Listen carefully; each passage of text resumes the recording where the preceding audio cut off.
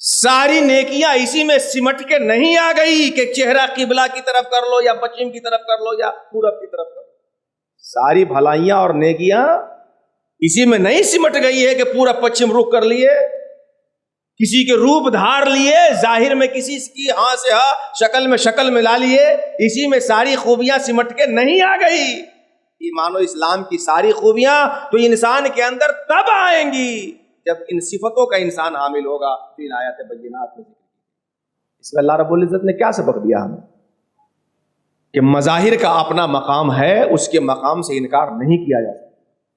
شاعر کی اپنی حیثیت ہے, اس کی حیثیت کو یکسر رد نہیں کیا جا سکتا, لیکن مظاہر پہ اتنا لگ جائیے کہ جواہر چھوٹ جائے.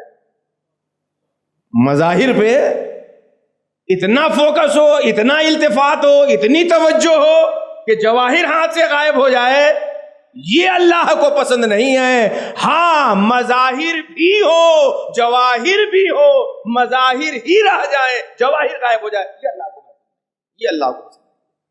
لیس البر ان تولوا وجوہکم قبل المشرق والمغرب, یہی نیکی خالی نہیں رہ گئی ہے, یہی نیکی کی حقیقت نہیں بن کے رہ گئی کہ مشرق یا مغرب کی طرف چہرہ کر لو بن گئے نیک, ظاہر صورت اختیار کر لو ہو گئے نیک. لیکن اس کے لیے کیا کیا کرنا ہوگا تب جا کر کے ہم صحیح معنوں میں پیر بنیں گے. ذرا اس آیت میں اللہ رب العزت نے جو خصلتیں ذکر کی ہے بڑی توجہ کے ساتھ اس کی توجہ. لیس البر ان تولوا وجوہکم قبل المشرق والمغرب, یہی نیکی کی حقیقت نہیں رہ گئی کہ مغرب یا مشرق کی طرف چہرہ کر لو. ولکن البر من آمن باللہ والیوم الآخر, نیکی کی حقیقت تو اسے حاصل ہوگی جو اللہ پہ ایمان لائے, یوم آخرت پہ ایمان لائے, فرشتوں پہ ایمان لائے, اللہ کی کتابوں پہ ایمان لائے, نبیوں پہ ایمان لائے. یہ ساری چیزیں وہ ہو گئی جس کو ہم لوگ بہت ہی مشہور اصطلاحی زبان ایمان سے تعبیر, ایمان سے تعبیر. آمن باللہ و ملائکتہ و کتبہ و رسلہ والیوم الآخر, ایمان کے ارکان ستہ ہیں. جو ان چیزوں پہ ایمان لائے, دل سے ان چیزوں پہ یقین کرے. اس کے بعد دوسری چیز دیکھیے, وَآتَى الْمَالَ عَلَى حُبِّهِ ذَوِي الْقُرْبَى, مال کی محبت ہونے کے باوجود اس کو قربا پہ خرچ کرے, یتیموں پہ خرچ کرے, مسکینوں پہ خرچ کرے, مسافر کی ضرورت پہ لگائے, مانگنے والوں کو دے, لوگوں کی گردنوں کو آزادی دلانے میں لگائے.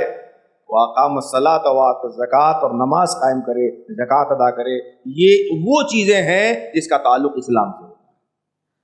اس کے بعد اللہ رب العزت نے فرمایا وَالْمُوفُونَ بِعَهْدِهِمْ إِذَا عَاهَدُوا, ایسے ہی اپنے وعدوں کو پورا کرے. اس کے بعد فرمایا وَالصَّابِرِينَ فِي الْبَأْسَاءِ وَالضَّرَّاءِ وَحِينَ الْبَأْسِ, نیکی کی حقیقت تو اس انسان کو حاصل ہوگی جو اوپر کی دو خصلتوں کے ساتھ ہی تیسری خصلت بھی رکھے, تنگ دستی میں, خوشحالی میں, مصیبت میں, وحین الباس, اور لوگوں سے اختلاف ہو, لڑائی ہو, جھگڑے ہو, مخالفت ہو, اس وقت صابرین, صبر کرنے والا ہو, اللہ کے حکم پہ مضبوطی کے ساتھ جمع رہنے والا.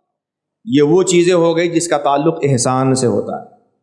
ایمان, اسلام, احسان, عقیدہ, عمل, اخلاق.